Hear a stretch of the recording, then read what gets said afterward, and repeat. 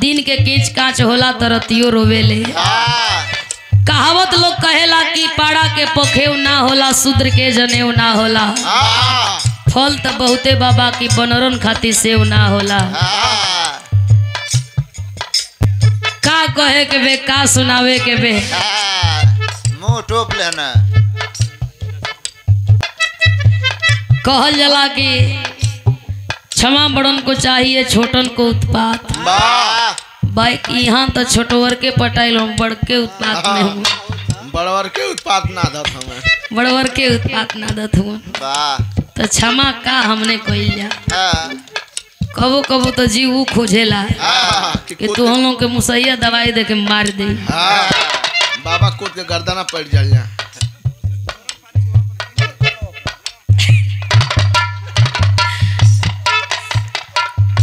ए भैया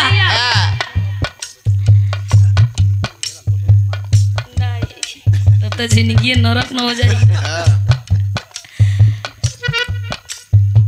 उ कोनो मेहरारू रहल जौना के बड़ा ऊंच सुनात रहल होई हम। बा लोग ऊंच सुने वाला। बाती पर बात आवे ले कहा जाले जेठ का दोपहरिया टना का घाम भइल बा।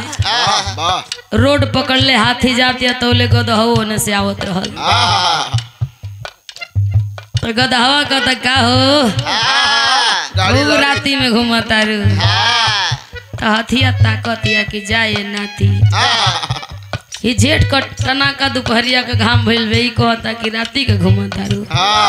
हथिया रुकल तो गला मोतिया बिन भइल बे, चौनी आइल बड़ो बाहर आवा जइबे बाऊ। आई घाम भइल बा आ कहतड़ कि राती के घूमताड़ू।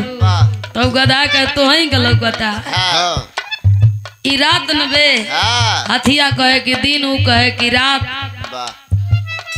दुनहुन में तक को हो गई। हथिया कल जाए द चलो जंगल का राजा बतई हम कि दिन बा कि रात बा। गईल हाथी जाके कहला कि हमार फैसला करे के बा। जंगल का राजा शेर कहे कैसन फैसला। तो ऊ कहतिया कि हम कहनी हो कि दिन ही कहता कि रात पहिल में।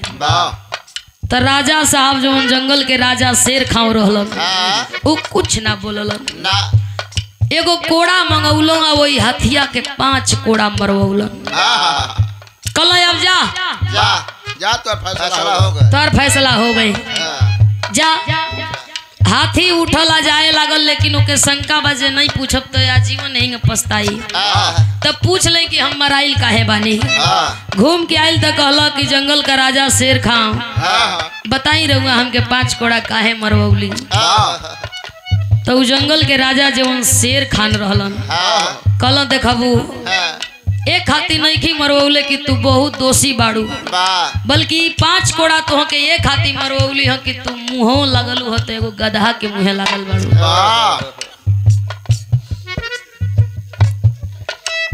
तू मुँहे लगबो कैलू तो यही गधा के मुँहे लग गई। यही खातिर 5 कोड़ा तो के हम मरवौली हम कि तो के कब्बो याद रही। सबके मुँहे लगिया बाकी गधा के मुँहे गधा के मुँहे मत लगिया, मत लगिया। हाथी अपन गलती मान के चल गई तो हम गलती मान। बढ़िया बिरहा, बढ़िया कहानी वीर के बिरहा आप लोगों के सुने के मिलल है। अब फिर खड़ा हो जाता कोई जाएगा गधा रहेगा बानर रहे। बनरा वाली ओकरी बात तो हम लोगों के आज हम फोटो खिंचाई। महाराज जी कागज के छुरी ले तैयार हैं एकदम। मास्टर कुछ कहत हुआ।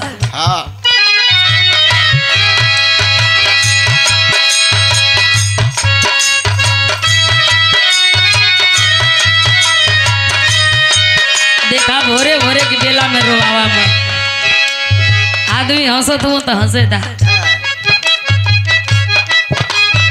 दवाई ओतने दो कि बीमारी निक होके तू तो मुआहे पे लागल बड़ा।